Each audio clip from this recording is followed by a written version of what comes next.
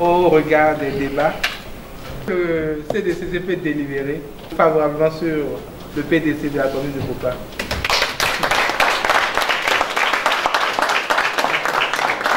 C'est une première de l'année, mais surtout une rencontre capitale pour les communes du Mono. Le Conseil départemental de concertation et de coordination s'est réuni en session extraordinaire ce 18 juin 2025 à la préfecture de Lokossa. À l'agenda, l'analyse approfondie des PDC 4, les plans de développement communal, 4e génération pour leur validation officielle. Le préfet du département du Mono, Bienvenu Milouhin, très heureux, accorde son satisfait à tous les personnels administratifs communaux. Nous avons convoqué cette session extraordinaire pour que les membres du CDCC du Mono puissent délibérer au sujet des PDC des communes d'Atiémé, Bopa, Komé et Lokossa, mais également en faveur des schémas directeurs d'aménagement des communes de Lokossa et Komé.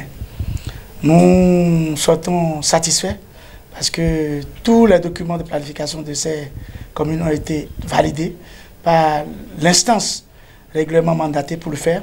Ce sont des documents qui sont passés au peigne fin, qui ont passé les mailles de tout ce qu'il y a comme filtre en matière de documents de planification.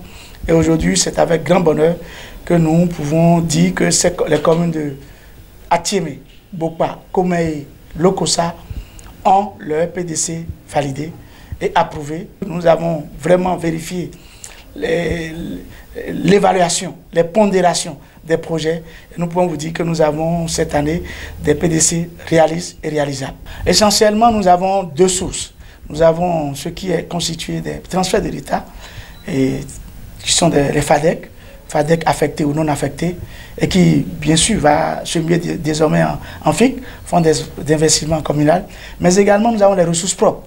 Et comme vous l'avez dit, nous avons apprécié le niveau de mobilisation de ces communes qui nous appelle encore à de grands défis.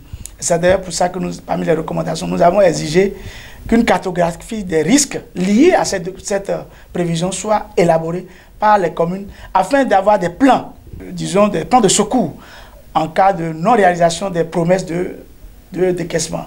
Qu'est-ce que nous voulons dire par là? C'est dire, et si une ressource prévue n'était pas mobilisée, quel mécanisme nous avons en place pour substituer des ressources complémentaires afin que nos prévisions ne soient pas désorientées? Et je crois que ça a été une grande recommandation. Je peux vous rassurer que déjà à la phase d'évaluation, nous avons pris toutes les mesures afin que les dispositions et l'appréciation des évaluations financières fassent sur la base de l'existant et du concret. C'est déjà un point de départ pour la commune de Bopa pour ce qui concerne les projets de développement qu'elle a eu à planifier pour le compte de la période de 2025 à 2030.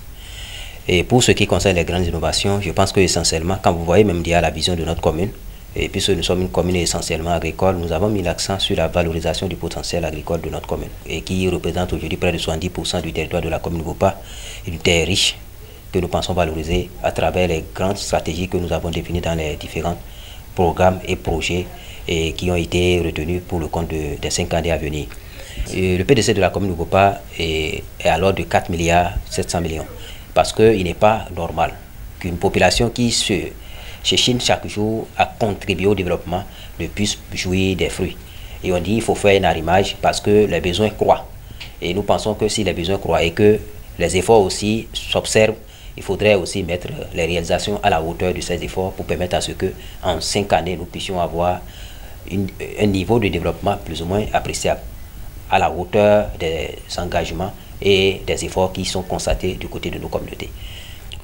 Si nous prenons le PDC d'Atiémé, ça évalue à 3 milliards. Il ne faut pas mettre un montant fallacieux et puis ne pas le réaliser, ne pas aller aux indicateurs qui ne favorisent pas, qui ne permettent pas de constater que nous avons bougé. Donc c'est ce qui a été fait dans l'ensemble des communes du département. Mais à Atiémé, je crois que ce montant, nous avons pris l'engagement de l'atteindre, de pouvoir régler les problèmes de nos communautés. Vu la vulnérabilité qui caractérise Atiémé, nous avons prévu des actions climatiques. Si on prend les programmes 5 et 7 du PDC, qui sont consacrés essentiellement aux actions climatiques, d'atténuation et d'adaptation au changement climatique. Donc, à ce niveau, le ministère déjà, cette année, a envoyé des fonds pour nous venir en aide sur cet aspect. Donc nous continuons travailler avec les autres partenaires et puis les mobiliser pour que nous puissions transformer, par exemple, l'inondation qui nous caractérise en opportunité pour la commune.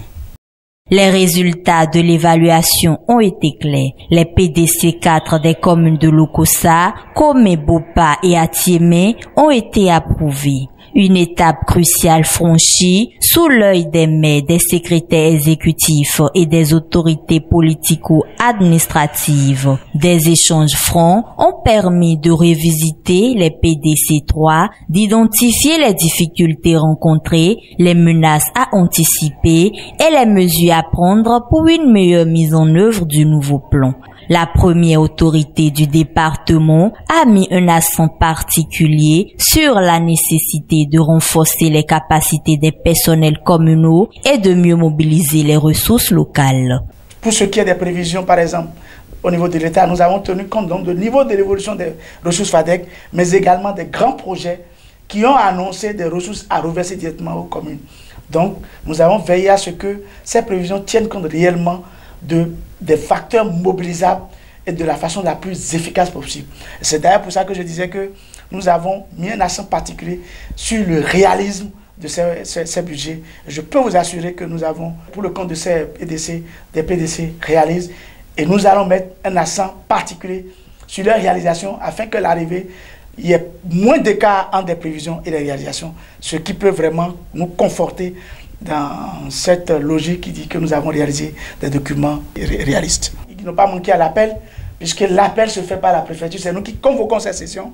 C'est parce que la procédure n'est pas encore aboutie au niveau de ces deux communes qui restent. Et je peux vous rassurer que dans les semaines à venir, et ce serait bouclé, nous allons avoir une session extraordinaire pour valider les deux autres communes qui restent. Du développement agricole à la protection de l'environnement, en passant par la promotion de la paix et le bien-être social, les ambitions sont grandes. Des visions convergentes qui, selon les participants, traduisent une volonté partagée de transformation locale pour un impact national durable, qu'à chaque commune a dévoilé sa vision stratégique pour les années à venir.